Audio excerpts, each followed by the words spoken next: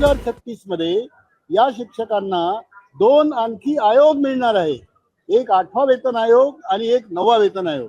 या दोन्ही वेतन आयोगाचा जर विचार केला तर शिक्षकांनी आपले 10% रक्कम आणि गव्हर्नमेंटची 14 युनिफाईड पेन्शन स्कीमने केलेली आता 18.5 याचा हिशोब आम्ही केला तर 4 ते 5 कोटी रुपये त्या ठिकाणी जमा होणार आहेत.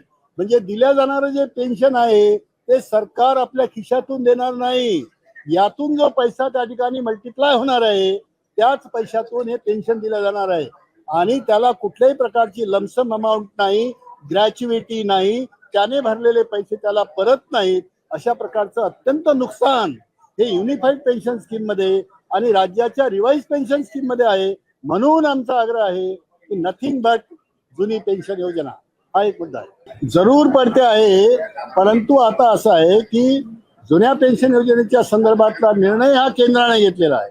ज्या ज्या राज्यामध्ये केंद्राशी समांतर अशा प्रकारचं शासन आहे त्या ठिकाणी केंद्र शासनाने घेतलेला जो निर्णय आहे तो निर्णय बाजूला ठेवून आपला स्वतःचा निर्णय या ठिकाणी डिक्लेअर करण्याची शक्यता कमी आहे.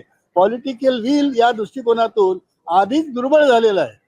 त्याच्यामुळे ते आता नेमकं या कारणाकरता झालं अशातला भाग नाही, कारण केंद्र शासनाशी राज्य शासन काही वेगळं मत विचार करून विसंगती निर्माण करू शकणार नाही.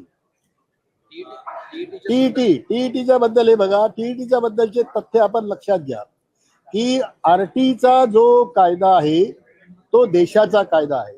तो केव्हा आला? तो झाला लागू 1 जानेवारी 1 एप्रिल 2010 ला. त्यात 5 वर्षामध्ये टीईटी करण्याच्या संदर्भात उल्लेख आहे. कलम क्रमांक 23 मध्ये हे मिनिमम क्वालिफिकेशन म्हणून आलेलं आहे. हे लक्षात घेण्याची गरज आहे. मिनिमम क्वालिफिकेशन मध्ये HSC DED, BA BSc BA BCom DED plus TET हे मिनिमम क्वालिफिकेशन आहे. त्यामुळे हे मिनिमम क्वालिफिकेशन अक्वायर केलंच पाहिजे असं आरटी मध्ये आलेलं आहे आणि ते 5 वर्षामध्ये, म्हणजेच याचा अर्थ असा की 31 मार्च 2015 पर्यंत ते पूर्ण करण्याची आवश्यकता निर्माण झाली होती. राज्य शासनाने त्याच्या पलीकडे जाऊन केंद्राचा कायदा असताना सुद्धा राज्य शासनाने त्यावेळेला 13 फेब्रुवारी 2013 ला एक GR काढला आणि त्या GR मध्ये म्हटलंय की नथिंग डुईंग 13 फेब्रुवारी 2013च्या नंतर हे लागू होईल. म्हणजे एकतर आरटीने म्हटलं की 2010 नंतर लागू होईल. NCTE national council of teacher education त्यांनी म्हटलं की 23 ऑगस्ट 2010च्या नंतर लागू होईल आणि महाराष्ट्र शासन म्हणते 13 फेब्रुवारी 2013 नंतर लागू होईल. 3 ठिकाणी 3 प्रकारच्या तारखा आलेल्या आहेत आणि यामध्ये महाराष्ट्र गव्हर्नमेंट त्याच्या आणखी पलीकडे गेलोय आणि 31 मार्च 2019 पर्यंत ही मर्यादा वाढवली. म्हणून आम्ही काय म्हणतो आहे की सुप्रीम कोर्टाच्या निर्णयामध्ये बदल होण्याची शक्यता मला व्यक्तिगतरित्या वाटत नाही, कारण त्यामध्ये ज्या पद्धतीचे तथ्य दिलेली आहेत, घटनेचे 2 कलम त्या ठिकाणी त्यांनी मांडलेले आहेत. एक कलम जे मांडलेलं आहे ते 21वा कलम मांडलंय. 21वा कलम हे जीवन जगण्याचा अधिकार सांगतंय आणि जीवन जगण्याचा अधिकार हा तेव्हापर्यंत साध्य होत नाही जोपर्यंत क्वालिटी एज्युकेशन मिळत नाही. म्हणून 21 ला ए आला. 1986 मध्ये जी घटना दुरुस्ती झाली त्याच्यामध्ये 21A आला आणि ए म्हणतोय की क्वालिटी एज्युकेशन, आणि क्वालिटी एज्युकेशन तेव्हाच पॉसिबल आहे जेव्हा क्वालिटीचे शिक्षक उपलब्ध होतील. मग क्वालिटीची परिभाषा काय केली? नुसतं DED नव्हे, नुसतं BEd नव्हे, ज्याच्यामध्ये तुमच्या मनाचा कल तपासला जातो, ज्याच्यामध्ये तुमचं मिनिमम इंटेलिजन्स तपासलं जातं की तो अध्ययनाकरता त्याची बुद्धिमत्ता पात्र आहे की नाही हे तपासण्याकरता जी टीईटी आहे ती टीईटी मिनिमम क्वालिफिकेशन मध्ये टाकली गेली. अशा पद्धतीने सर्वांगीण विचार करून 1 सप्टेंबर 2025 चा सुप्रीम कोर्टाचा निर्णय आहे. त्यामुळे त्याला धक्का लागेल. म्हणूनच आपल्याकडल्या लिगल डिपार्टमेंटने म्हटलं देयर इज नो पॉइंट. असा कोणताही तांत्रिक मुद्दा याच्यामध्ये नाही की जो उपस्थित करून आपण रिव्ह्यू त्या ठिकाणी जोरकसपणे मांडू शकतो असं आपल्या लिगल डिपार्टमेंटने म्हटलंय. मला त्यामध्ये तथ्य वाटतंय. म्हणून यामध्ये मार्ग आम्ही सांगितले गव्हर्नमेंटला. नंबर 1 मार्ग आम्ही सांगितला आहे की तुम्ही 6 महिन्याची रजा द्या, भर पगारी रजा द्या. गव्हर्नमेंटला ही सवय आहे.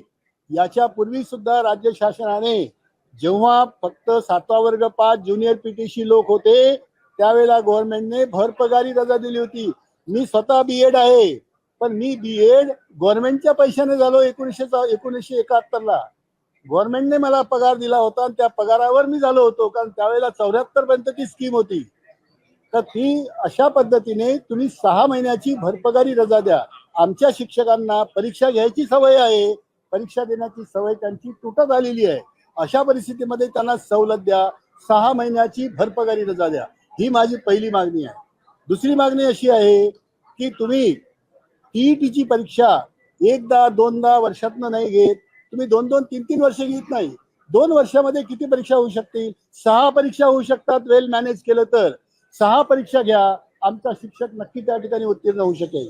आणि दुसरं असं, ज्या परीक्षेचा निकाल 2 आणि 3% पलीकडे जात नाही, ती परीक्षा तुम्ही या शिक्षकांवर की ज्यांनी 20-20, 25-25 वर्षाची सेवा दिलेली आहे. आणि त्या जजमेंटमध्ये एक वाक्य अत्यंत महत्वाचं आहे, तुम्ही वाचा, तो फार आकर्षक अशा प्रकारचं इंग्रजी भाषा आहे त्याच्यामध्ये. त्यांनी काय म्हटलंय माहितीये? आम्हाला माहिती आहे, आम्ही हे जजमेंट देत असताना सुद्धा आम्हाला याची माहिती आहे की जे टीईटी नाहीत, जे डीएड नाहीत, जे क्वालिफाईड नाहीत, ते सुद्धा उत्तम शिक्षक आहेत, हे आम्ही बघितलंय. त्याचं एक उदाहरण जे दिलं जाईल ते तुम्हाला आईन्स्टाईनचं दिलं जाईल. आईन्स्टाईनने कुठे पीएचडी रेग्युलर केलेलं आहे, आईन्स्टाईनने कुठे एमएससी केलं होतं, पण हा फिजिक्सचा राजा होता. फिजिक्सचा राजा बनण्याकरता तुम्ही एक विशिष्ट क्वालिफिकेशनच घेतलं पाहिजे असं नाही, डिव्होशन पाहिजे. तुमची त्या विषयाच्या संदर्भातली समर्पित भावना महत्वाची आहे. आणि ती समर्पित भावना अनेक शिक्षकांमध्ये आम्हाला दिसून आली, असं जजेसने म्हटलेलं आहे. ते टीईटी नाही, ते डीएड पण नाही, बीएड नाही. अशा पद्धतीने तो जो निर्णय आहे त्या निर्णयावर आम्हाला उपाय हे मी 2 सांगितले. याच्याशिवाय तिसरा एक उपाय आम्ही सांगितला की 2 वर्षाच्या अथक प्रयत्नानंतर आमचे गुरुजी जर त्यामध्ये उत्तीर्ण नाही होऊ शकले तर आधी जसं तुम्ही डीम ट्रेन म्हणून घोषित केलं होतं मिनिमम क्वालिफिकेशन, त्याच धर्तीवर आता तुम्ही सुद्धा डीम टीईटी म्हणून 2 वर्षाच्या प्रयत्नानंतर आमचे शिक्षक नाही होऊ शकले तर त्यांना डीम टीईटी म्हणून तुम्ही घोषित करा. आणि आणखी एक मी चौथं सांगितलंय, सांगू तुम्हाला. आम्ही त्याच्यामध्ये त्यात असं म्हटलंय की जे शिक्षक हे टीईटी होऊ शकणार नाहीत यांना कोणत्याही परिस्थितीमध्ये नोकरीतून तुम्हाला काढता येणार नाही. आतापर्यंत असा प्रकार कधीही घडलेला नाही. आतापर्यंत ज्या ज्या वेळेला हे प्रसंग केव्हा केव्हा आले, कोठारी कमिशनच्या वेळेला आले. कोठारी कमिशनने सुद्धा म्हटलं होतं की हे 7वा वर्ग पास आणि 4था वर्ग पास जे प्राथमिक शाळेला शिक्षक आहेत, हा मोठा धोका आहे प्राथमिक शिक्षणाला. आणि म्हणून ते कमीत कमी मॅट्रिक करा, मॅट्रिक तर कराच करा, पण त्यांना ट्रेनिंग क्वालिफिकेशन 2-1 वर्षाचं द्या, असं त्यावेळेला आलं होतं. म्हणून भोळे कमिशनच्या वेळेला हा विषय आला होता. त्याप्रमाणे त्यावेळेला जसे निर्णय घेतलेले आहेत त्याप्रमाणे यांच्या मिनिमम क्वालिफिकेशन मध्ये बदल करण्याकरता, त्या आरटी मध्ये बदल करायला आपल्या लोकसभा सदस्यांना विनंती करा. आता सेशन चालू आहे. असं घडलं की नाही याआधी? शहाबानो केस तुम्हाला चांगली आठवते आहे. शहाबानो केस मध्ये राजीव गांधीच्या मनात होतं का? ते नव्हतं, पण तरी मनाविरुद्ध त्यांना त्या ठिकाणी ऍक्ट आणावा लागला. आणि ऍक्ट मध्ये सुप्रीम कोर्ट हस्तक्षेप नॉर्मली करत नाही. घटनेची पायमल्ली जर होत नसेल तर सर्वसामान्यपणे सुप्रीम कोर्ट या ऍक्टच्या बाबतीत कोणत्याही प्रकारचा हस्तक्षेप करत नाही. म्हणून मी म्हटलंय की आम्हाला सर्व खासदारांना विनंती करा, पार्लमेंट चालू आहे. मी काही खासदारांना व्यक्तिगतरित्या विनंती केलेली आहे. आणि त्या 23 कलमामध्ये हे घाला की TET is additional qualification, not minimum qualification. आता कुठे कल बघताय? ज्याने 25 वर्ष सेवा केलेली आहे त्याचा कल तुम्ही आता तपासणार आहात? तो चांगला कललेलाच आहे आधीच. शिक्षक पेशाकडे तू पूर्णपणे वळलेला आहे, मनोभावेपणे तो सेवा करतो आहे विद्यार्थ्यांची. आता कुठे त्याचा कल तपासणार आहात? जी बुद्धिमत्ता लागते ती त्यांनी प्रूव्ह केलेली आहे, म्हणून तो त्या पदावर कायम आहे अजून.